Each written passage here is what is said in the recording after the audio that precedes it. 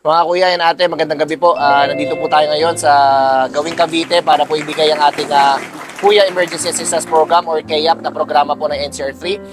Meron po panawagan kamakailan lang si Ate Flora for her mother na who suffered from Bell's palsy and almost stroke. Actually, stroke na po ito and is doing therapy for this couple of weeks at I think kada linggo po ay magkakaroon po ng therapy para po sa mother ng ating minamahal na ate. Dahil naniniwala po tayo sa ating rehiyon ay pantay-pantay, mapakuya, mapaate, ay dapat po ay pantay-pantay po tayo sa pagtulong. Wala po tayong pinipili at wala po tayo dapat sinisinos pagdating sa pagtulong. So at the moment, the KEAP complied members, as of today, 14 po ang nagpasa na nakalagay po naka-state. Pero sa totoo lang po, sa mga nagpasa po, marami po ang hindi nagpasa at hindi pa po makapag-provide ng kanilang proof of receipt.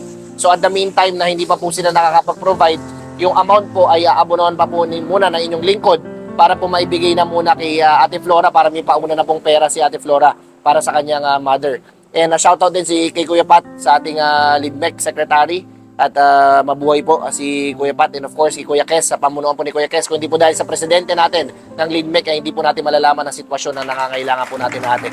So at the moment, bibigay po natin yung ating KEAP for the beneficiary of Ate Flora. Maraming salamat po for the rest of NCR3 Club. Sana po manatili po kayong produktibo at aktibo sa pagdating sa pagtulong sa ating mga club members at manatili po nakababa ang ating paa sa mundong baba. Tama, no? Mundong baba yung paa, no? Tama, no? Hindi naman pwede sa ibabaw. Okay.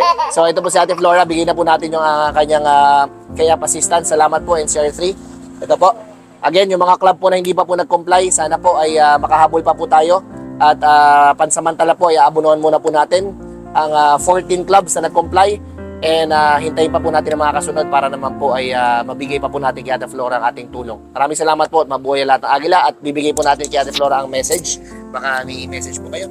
Okay.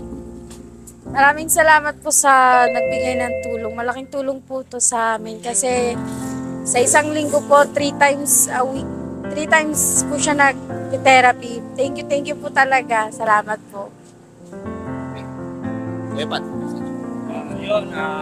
Mga kuya natin, good evening sa everyone to all of Friends of Eagles. Yun, unang-una nagpapasalamat ako sa NCR3, especially kay Kuya Jojo Valerio na di dahil sa inyo na yun nga po, yung mother po ng aking partner ay na hospital na Bell's palsy or na stroke po. Nagpapasalamat po ako ng lubos puso at taas puso po sa inyong lahat. Maraming sa to. Mabuhay ang agila.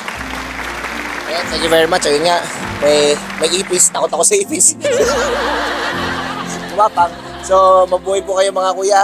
So, magandang gabi po at magkita-kita po tayo sa ating gaganapin na induction sa linggo.